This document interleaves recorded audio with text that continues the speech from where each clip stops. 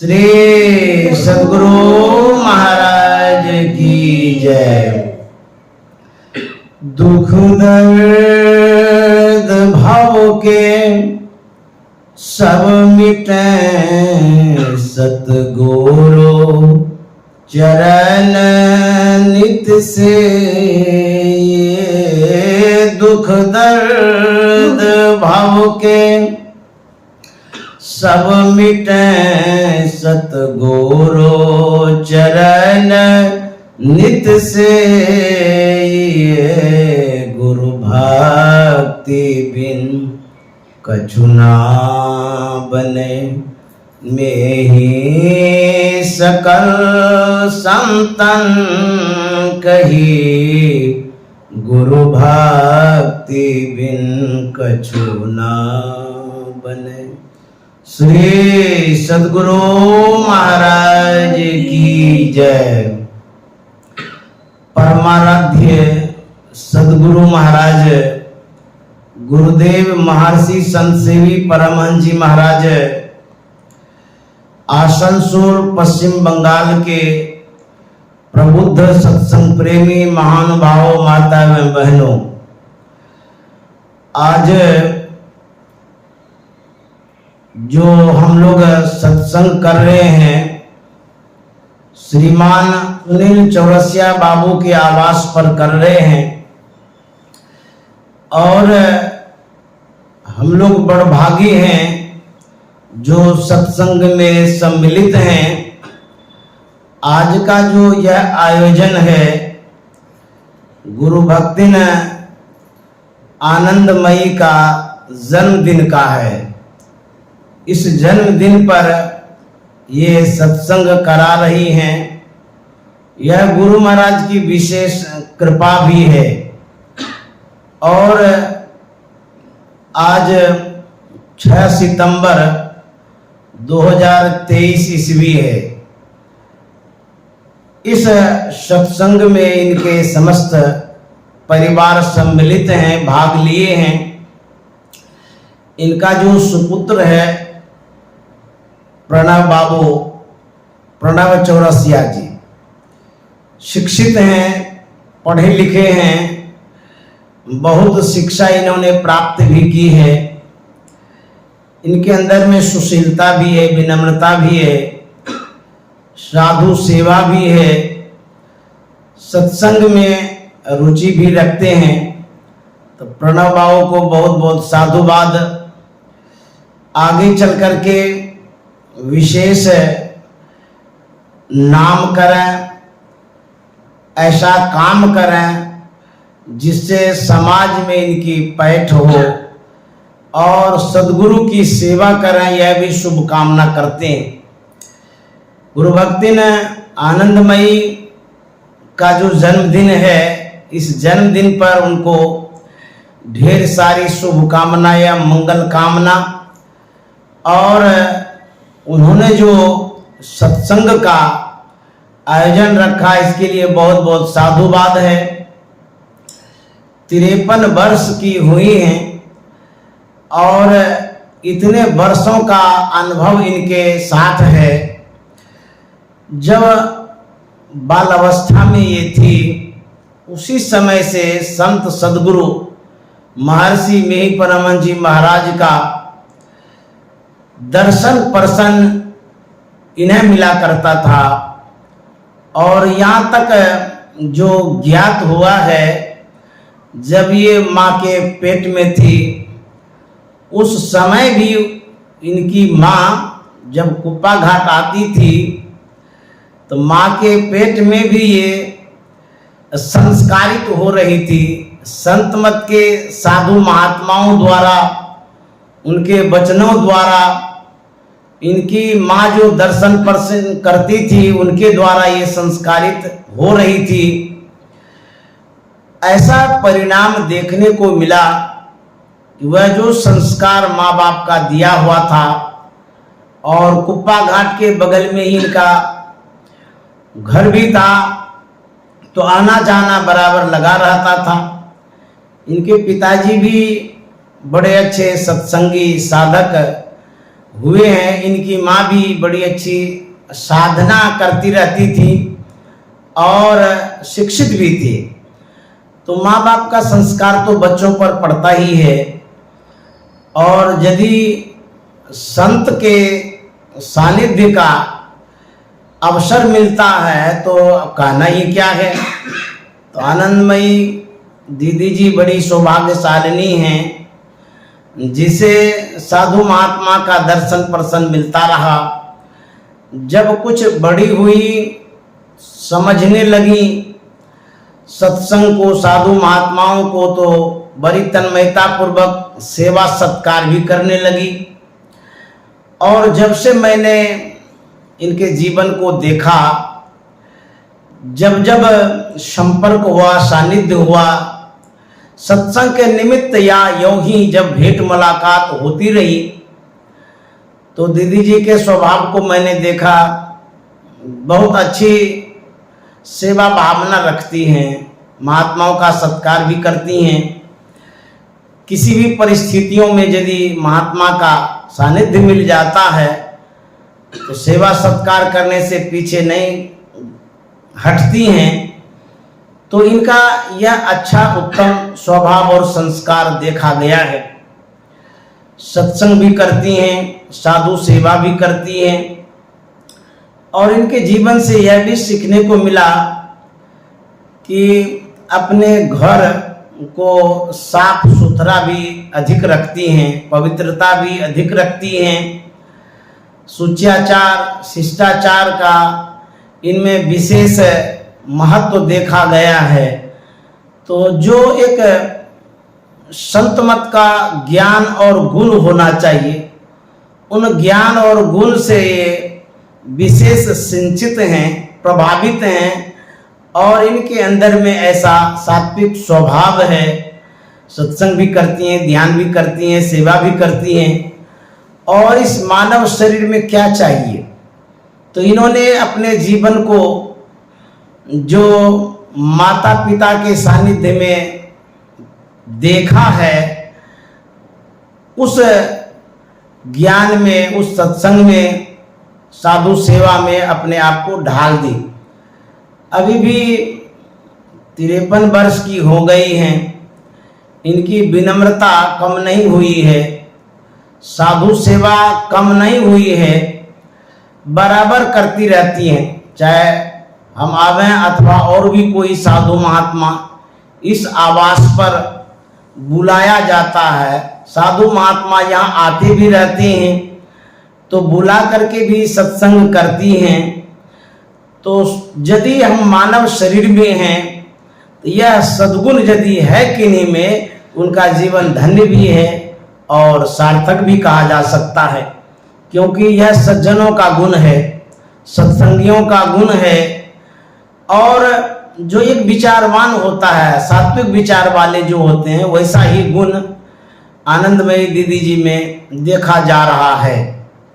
तो मैं इस अवसर पर, जो जन्मदिन का अवसर है, आनंदमयी दीदी जी का जन्मदिन है, तो मैं गुरु महाराज से प्रार्थना करता हूँ, इनके जीवन में खुशी रहे, प्रसन्नता रहे, उमंग रहे, उत्साह रहे, और जो कोई दिक्कतें आने वाली होंगी उसका भी गुरु महाराज समाधान करें। और यदि इनके मन में कोई परेशानियां हो, उसको भी गुरु महाराज दूर करें, क्योंकि इतने अच्छे विचारवान वालों के लिए गुरु की कृपा तो होनी ही चाहिए। गुरु महाराज ने बड़ा अच्छा कहा है, गुरु सत गुरु सम हित नहीं को, निश दिन करिए सेवहे। गुरु सत गुरु सम हित नहीं को, निस दिन करिए सेवहे। गुरु महाराज कहते हैं, माता हूँ ते बड़ी छोह करे नित पितहूँ ते अधिक भलाई है कुल मालिक हूँ ते बड़ी कृपा धारे गुरु समनाई सहाय हे गुरु सत गुरु सम हित नहीं को निस दिन करिए सेवहे तन मन आत्म रक्षक है गुरु गुरु ही के नाम एक लेवहे। गुरु जब इतने बड़े कृपालु हैं तो कहते हैं उनकी सेवा करनी चाहिए। तो गुरु की सेवा कैसे करेंगे? सेवा का बहुत माध्यम होता है, बहुत प्रकार होता है, बहुत प्रभाव भी होता है। हम साधु महात्माओं को बुलाते हैं, यह भी एक सेवा है। सत्संग कराते हैं, यह भी एक सेवा है। खाना खिलाते हैं, यह भी एक सेवा है। दान दक्षिणा करते हैं, यह भी एक सेवा है। लेकिन गुरु की सेवा हम कैसे करें? जब शरीर में गुरु नहीं रहते हैं तो स्थूल सेवा तो नहीं हो पाती है। तब गुरु की सेवा करके उनसे हम लाभ कैसे प्राप्त कर सकते हैं? तो गुरु महाराज ने कहा है कि एक सूक्ष्म शरीर भी होता है। यदि गुरु के सूक्ष्म शरीर की सेवा करते हैं तो आपको स्थूल सेवा से भी विशेष लाभ मिलता है। वह सूक्ष्म शरीर कैसा होता है? संतों ने कहा परमात्म गुरु निकट विराजे जाग जाग मन मेरे। परमात्मा रूपी गुरु होते हैं। उसके बाद गुरु महाराज ने कहा है अंतर के अंतिम तह में गुरु हैं, मन पता पाता नहीं, नैनों के तिल में ज्योति उनकी नजर में आता नहीं, अंतर के अंतिम तह में गुरु हैं। शरीर में जो तह है जिसे आवरण भी कहते हैं, मंडल भी जिसे कहा जाता है, कहते हैं वो शरीर में 5 मंडल है, 3 आवरण है, तह भी 5 है। तो जो परमात्मा रूपी गुरु विराजते हैं, कहते हैं स्थूल सूक्ष्म कारण महाकारण और कैवल्यों के पार। कैवल्य के पार में परमात्मा रूपी गुरु विराजते हैं। तो परमात्मा रूपी गुरु की सेवा करनी है तो कैवल्यों के पार जाएंगे। उसके बाद गुरु महाराज ने लिखा है पद नख बिंदु धरी मन दृष्टि थिर करी नख तेंदु भानुमय गुरु रूप पावे। यह भी एक गुरु का रूप है जो हम लोग ध्यान करते हैं, बिंदु ध्यान करते हैं। बिंदु ध्यान जो करते हैं, बिंदु गुरु का रूप है। और पैर में जो नख होता है वह सूक्ष्म गुरु का बिंदु नख है, पद नख बिंदु धरी। और कहता मन दृष्टि स्थिर करी, मन और दृष्टियों को यदि आप बिंदु में स्थिर करते हैं तो होता क्या? नख तेंदु भानुमय। नख तेंदु का मतलब नखत जोर इंदु, सूर्य और चंद्र का दर्शन होता है। तो गुरु महाराज कहते हैं नख तेंदु भानुमय गुरु रूप पावे। गुरु का जो रूप है बिंदु रूप भी है, सूर्य रूप भी है और शब्द रूप भी है। इस तरह से गुरु का रूप गुरु महाराज ने बतलाया। और एक पद में गुरु महाराज ने कहा तुम्हारे ज्योत स्वरूप अरु तुम्हारे धुन रूपा परखत रहूं निस दिन गुरु करु दया अनुपा। गुरु महाराज स्पष्ट करते हैं कि हे गुरुदेव, आपका जो रूप है वह ज्योति स्वरूप है और धुन रूप है, शब्द स्वरूप है। यह ज्योति और शब्द रूप जो है, इसको मैं परखत रहूं, देखता रहूं, देखने को मिले, इससे बढ़कर के और सेवा क्या हो सकती है। तो गुरु महाराज सेवा के विषय में बतला रहे हैं, जब आप ध्यान करते हैं यह भी गुरु की सेवा है, और यहां तक कि वो सार्थक सेवा है और सही सेवा है, समृद्ध सेवा है ये। तो गुरु का जो ध्यान करते हैं यह भी एक सेवा है।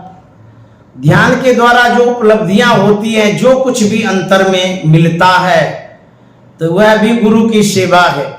तो गुरु का रूप एक स्थूल होता है, दूसरा सूक्ष्म होता है।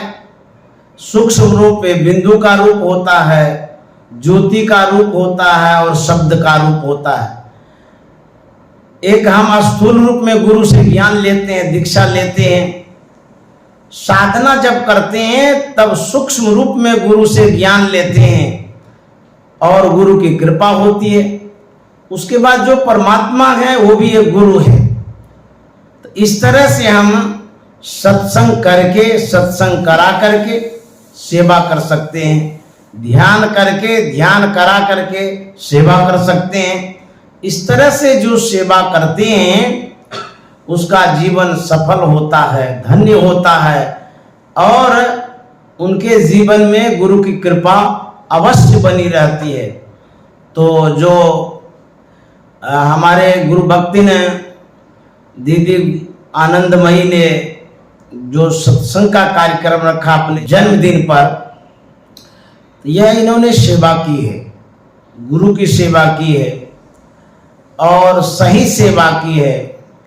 इसको आप सेवा भी कह सकते हैं, इसको आप पूजा भी नाम दे सकते हैं कि गुरु की पूजा की। संतों ने कहा गुरु पूजे सब देव न पूजे, गुरु पूजा सब पूजा, प्रथम देव गुरुदेव जगत में और न दूजो देवा। संत कबीर साहब ने कहा है मूल ध्यान गुरु रूप है, मूल पूजा गुरु पांव, मूल नाम गुरु वचन है, मूल सत्य सतभाव। मूल का मतलब होता है जड़, मेन जिसको कहते हैं। यदि आप सभी पूजा को एकत्रित कर विशेष लाभ लेना चाहते हैं तो संत सदगुरु के चरणों की जो पूजा है उससे विशेष लाभ मिल जाएगा। बहुत लोग देवताओं की पूजा करते हैं, करनी भी चाहिए। उन देवताओं की पूजा करके जो लाभ उनको प्राप्त होता है, बहुत सारे देवताओं की पूजा करेंगे जो लाभ होगा। यदि एक गुरु की पूजा, जो पद्धतियां हैं, जो नियम है, उस तरह से करेंगे तो सभी पूजाओं का फल आपको मिलता है। तो गुरु पूजा का क्या प्रकरण है, क्या पद्धति है? तो संतों ने कहा हम लोग जो ध्यान करते हैं ये गुरु पूजा की पद्धति है। हम लोग जो सत्संग करते हैं ये गुरु पूजा की पद्धति है। इसीलिए संतों ने हमें सुझाया, बताया, समझाया कि सत्संग नित और ध्यान नित रहिए कर संलग्न हो, व्यभिचार चोरी नशा हिंसा झूठ तजना चाहिए। रोज सत्संग करना चाहिए क्योंकि ये गुरु की पूजा है, गुरु की सेवा है। यदि आप कृपा पाना चाहते हैं, लाभ लेना चाहते हैं तो इस तरह से सत्संग ध्यान करके आप गुरु की कृपा को पा सकते हैं। अन्यथा पूजा का तो बहुत प्रकरण है, बहुत पद्धतियां हैं, बहुत प्रकार हैं। लोग अपने अपने विचारों के अनुरूप, संस्कारों के अनुरूप पूजा पाठ ज्ञान क्या करते हैं। यदि आप सही पूजा करना चाहते हैं तो संत सदगुरु से शिक्षा लेकर के, दीक्षा लेकर के, भजन भेद लेकर के यदि गुरु के कहे अनुसार करेंगे तो आपको विशेष लाभ मिलेगा। जो गुरु भक्ति ने आनंदमयी दीदी जी ने अपने जीवन को गुरु सेवा में ढाला है, यह इनके माता पिता का संस्कार है। माता पिता ने जो सिखाया समझाया, इनके ऊपर वह संस्कार आया और उसी संस्कार का परिणाम है, फल है, जो आज भी ये सेवा कर रही हैं। माँ बाप इनके भागलपुर में हैं, ये अभी आसनसोल में हैं, लेकिन अपने माता पिता और गुरुजनों का जो संस्कार इनके जीवन में रहा है, उसको अभी भी ये निभा रही हैं। और हमें तो ऐसा ही लगता है, जब तक इनकी सांस रहेगी, सदगुरु के संस्कारों में ये पलती और ढलती रहेंगी। तो जो गुरु के संस्कारों में ढलेंगे, तो कहते हैं उनकी गति सदगति में परिणत होगी, यह ध्रुव निश्चित है। क्योंकि गुरु का जो सांचा है, गुरु की जो सीख है, उस सांचे में ढलने के बाद, उस सीख में ढलने के बाद किसी भी गुरु भक्ति या गुरु भक्तिन को कोई दुर्दशा नहीं हो सकती है। और यहाँ तक गुरु महाराज ने कहा, यदि गुरु आज्ञा का पालन जीवन पर्यंत करते रहेंगे, मनुष्य का शरीर मिलेगा और मनुष्य शरीर पा करके आप भगवत भजन करेंगे, किसी न किसी जन्म में आपको मोक्ष और मुक्ति मिलेगी, आवागमन से छूटेंगे, इस तरह से अपने जीवन को धन्य करेंगे। तो मैं आज इस शुभ अवसर पर 53वें जन्मदिन पर गुरु भक्तिन आनंदमयी दीदी को शुभकामना मंगल कामना देता हूँ और इनके जीवन में खुशियाँ रहे, प्रसन्नता रहे और इसी तरह से सत्संग भजन करती रहें। इनके पूरे परिवार के लिए भी शुभकामना मंगल कामना करता हूँ। इनके जो सुपुत्र हैं, जो हमारे प्रणव बाबू हैं, पढ़े लिखे तो हैं, आगे इनका जो भी मन है, जो भी इनकी इच्छा है, गुरु महाराज उसकी भी आपूर्ति करें, गुरु महाराज विकसित करें, इनको आगे बढ़ाएं। हमारे जो सुनील बाबू चौरसिया जी हैं, ये भी एक इंजीनियर हैं, जॉब कर रहे हैं, बड़े अच्छे सज्जन हैं, विचार भी अच्छा है और सत्संग के प्रति लगाव भी है। इनके पूरे परिवार में हम देखते हैं सब के सब गुरु भक्त हैं, गुरु भक्तिन हैं और गुरु सेवा में संलग्न हैं। तो कहते हैं यह जो स्वभाव संस्कार दिखता है, इसी स्वभाव और संस्कार के लिए मानव शरीर भी मिला है और इन्होंने मानव शरीर पाकर के अपने जीवन को इसमें ढाला है। तो इनका जो जीवन है आचरणीय है, आदरणीय है, सम्मानीय है, अनुकरणीय है।